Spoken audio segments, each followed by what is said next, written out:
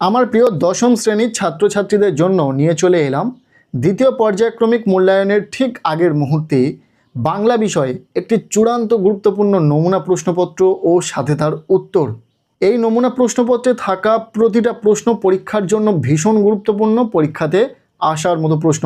কাজেই তোমরা যারা বাংলা পরীক্ষাতে দুর্দান্ত রেজাল্ট করতে চাইছো, অবশ্যই এই প্রশ্নপত্রে থাকা ছোট বড় প্রতিটা প্রশ্ন খুব ভালো করে পড়ে নাও। এখান থেকে বেশ কিছু প্রশ্ন তোমাদের পরীক্ষাতে হুবহু কমন আসবে।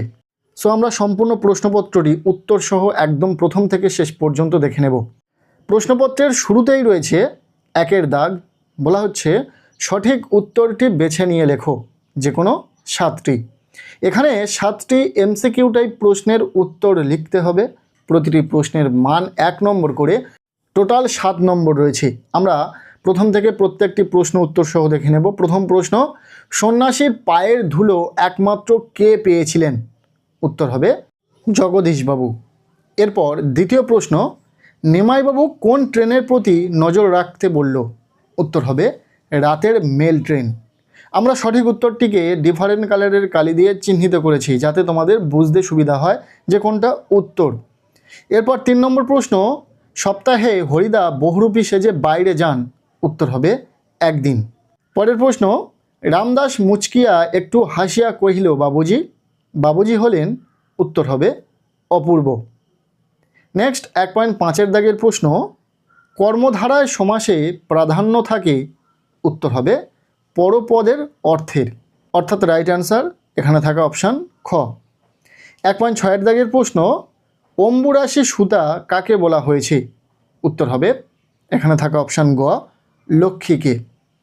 1.7-এর দাগের প্রশ্ন, কবিতাটিতে সারথি কাকে বলা হয়েছে? উত্তর হবে ভয়ঙ্করকে। ভীষণ সাজেস্টিভ, ভীষণ ইম্পর্টেন্ট। নেক্সট 1.8-এর দাগের প্রশ্ন, উপমান ও উপমেয়র মধ্যে অভেদ কল্পনা যে সমাসের বৈশিষ্ট্য তা হলো? উত্তর হবে রূপক কর্মধারায়। 1.9-এর দাগের প্রশ্ন, মেঘ বাহন কে? উত্তর হবে ইন্দ্র। পরবর্তী প্রশ্ন 1.10-এর দাগে, উল্কা ছোটায় নীল খিলানে? নীল খিলান বলতে এখানে বোঝানো হয়েছে, উত্তর হবে আকাশকে। এই ছিল 1-এর দাগ থেকে 10টি এমসিকিউ টাইপ প্রশ্ন। আমরা প্রতিটা প্রশ্নের উত্তর সহ আলোচনা করে দিলাম। এরপর রয়েছে প্রশ্নপত্রে 2-এর দাগ, যেখানে বলা হচ্ছে কম বেশি 20টি শব্দের নিচের প্রশ্নগুলি উত্তর দাও। এখানে 11টি শর্ট টাইপ প্রশ্ন রয়েছে। এসিকিউ টাইপ প্রশ্নের উত্তর তোমাদেরকে লিখতে হবে। প্রতিটি প্রশ্নের মান 1 নম্বর করে, টোটাল 11 নম্বর রয়েছে। আর এই এসিকিউ টাইপ প্রশ্নের ক্ষেত্রেও আমরা উত্তর করে দিয়েছি সেই প্রশ্নের ঠিক নিচে, অর্থাৎ প্রতিটা প্রশ্নের ঠিক নিচে তোমরা উত্তর পেয়ে যাবে। প্রথম প্রশ্ন, আপনি কি ভগবানের চেয়েও বড়? বক্তা একথা কাকে বলেছিলেন? উত্তর হবে 11 লক্ষ টাকার সম্পত্তির অহংকারী গর্বিত জগদীশবাবু নিচে নেমে এসে বিরাগীকে অভ্যর্থনা না জানানোর জন্য বক্তা হরিদা জগদীশবাবুর উদ্দেশ্যে উদ্ধৃত উক্তিটি করেছেন। বোঝা গেল?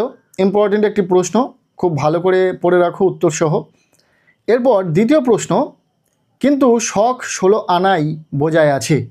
কোন প্রসঙ্গে বক্তা এমন উক্তি করেছেন? বুঝতেই পারছো, পথের দাবি থেকে এই প্রশ্নটি নেওয়া হয়েছে।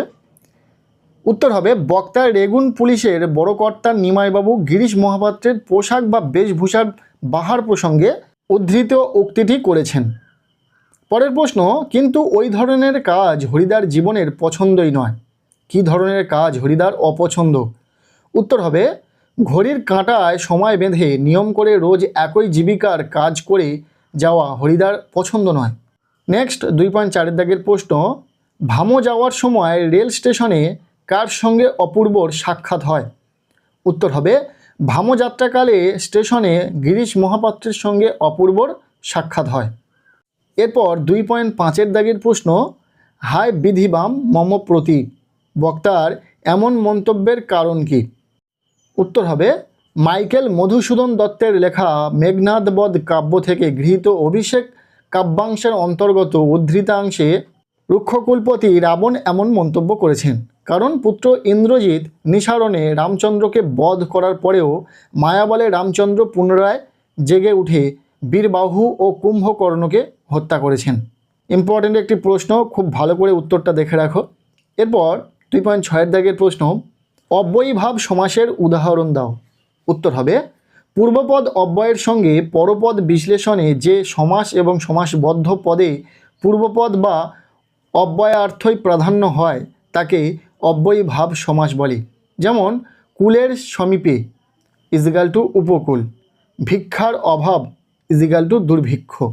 বোঝা গেল। এরপর 2.7 দাগের প্রশ্ন, ধূমকেতুকে কি নামে আখ্যা দেওয়া হয়েছে? উত্তর হবে প্রলয়োল্লাস কবিতায় ধূমকেতুকে সর্বনাশী ও জ্বালামুখী আখ্যায় ভূষিত করা হয়েছে। প্রশ্নগুলো কিন্তু মনোযোগ সহকারে তোমরা পড়ো।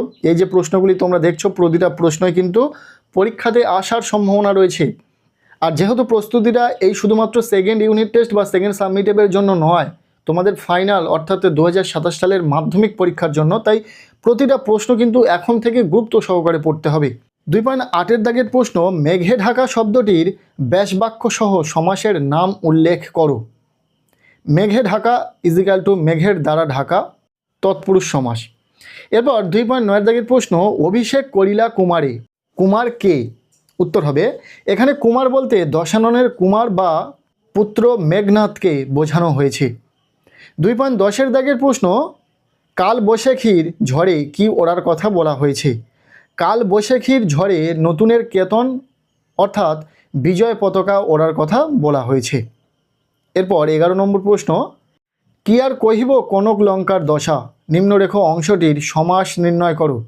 উত্তর হবে মধ্য পদলোপী কর্মধারায় সমাস। এরপর 2.12 দাগের প্রশ্ন, আপাদ মস্তক নিরীক্ষণ করিয়া কহিল, নিম্নরেখ পদটির সমাস নির্ণয় করো। উত্তর হবে অব্যয়ীভাব সমাস। 2.13 দাগের প্রশ্ন, গৌর অঙ্গ যাহার, ব্যাসবাক্যটি সমাসবদ্ধ করে সমাসের নাম লেখো।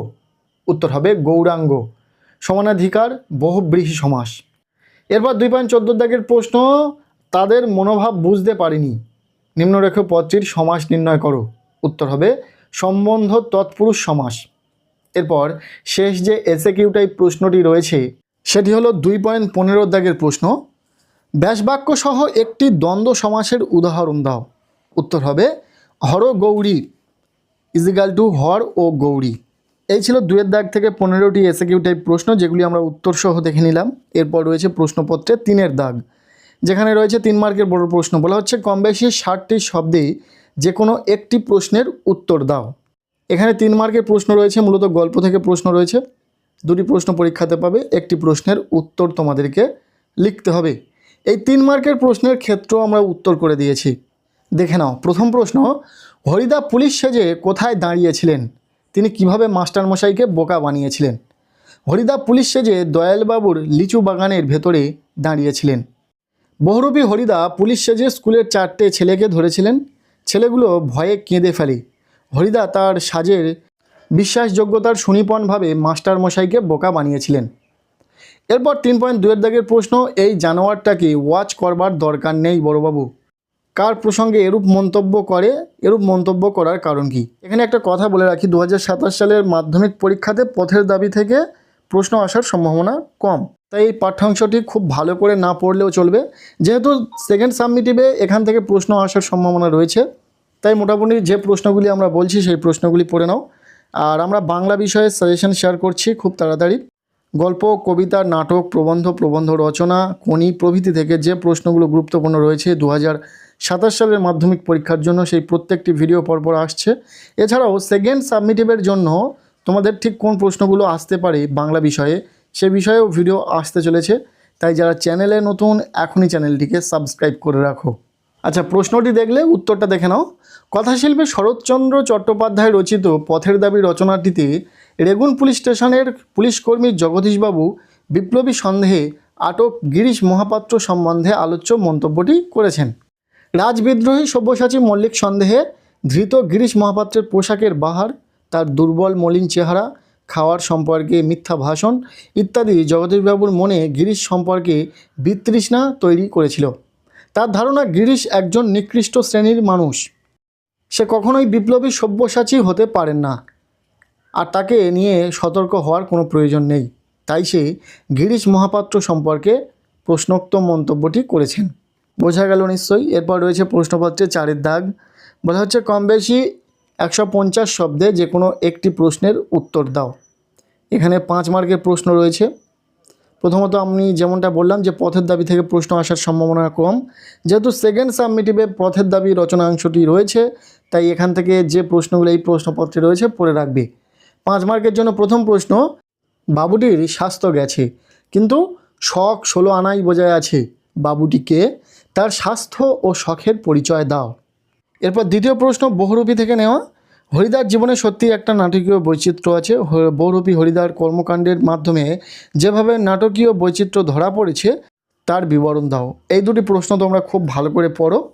আর 2027 সালের মাধ্যমিক পরীক্ষাতে বহুরূপী থেকে প্রশ্ন আসার সম্ভাবনা কম, তাই তেমনটা গুরুত্ব না দিলেও চলবে। তবে এই প্রশ্নগুলো সেকেন্ড সাবমিটিভের জন্য একটু ভালো করে পড়ে নাও।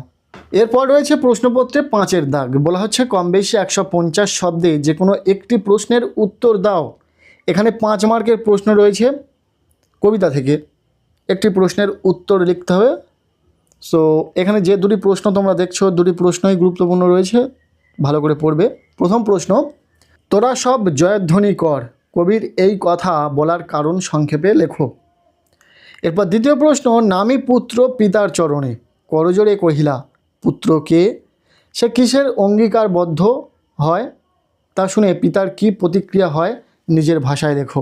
এরপর রয়েছে প্রশ্নপত্রে 6-এর দাগ। বলা হচ্ছে কম বেশি 120 শব্দে যে কোনো একটি প্রশ্নের উত্তর দাও। এখানে সিরাজদৌল্লা নাট্যাংশ থেকে দুটি প্রশ্ন পরীক্ষাতে থাকবে, একটি প্রশ্নের উত্তর তোমাদেরকে লিখতে হবে, প্রশ্নের মান 4। এখানে যে দুটি প্রশ্ন রয়েছে দুটি প্রশ্নই গুরুত্বপূর্ণ। প্রথম প্রশ্ন, কিন্তু ভদ্রতার অযোগ্য তোমরা, কাকে উদ্দেশ্য করে কথাটি বলা হয়েছে, এ কথা বলার কারণ কি? ইম্পর্টেন্ট, ভীষণ ইম্পর্টেন্ট। এরপর দ্বিতীয় প্রশ্ন, বাংলার এই দুর্দিনে আমাকে ত্যাগ করবেন না। এরপর রয়েছে প্রশ্নপত্রে 7-এর দাগ। বলা হচ্ছে প্রতিবেদন রচনা করো। এখানে মূলত একটি প্রতিবেদন রচনা করতে হবে। 5 নম্বর রয়েছে, যে প্রতিবেদন রচনাটি এখানে রয়েছে দেখে নাও। জলাভূমি ভরাট ও সবুজ ধ্বংসের বিরুদ্ধে স্থানীয় মানুষের প্রতিবাদ। ইম্পর্টেন্ট রয়েছে, খুব ভালো করে দেখে রেখো। এই ছিল বাংলা বিষয়ে একটি চূড়ান্ত গুরুত্বপূর্ণ সেকেন্ড ইউনিট টেস্টের কোশ্চেন পেপার।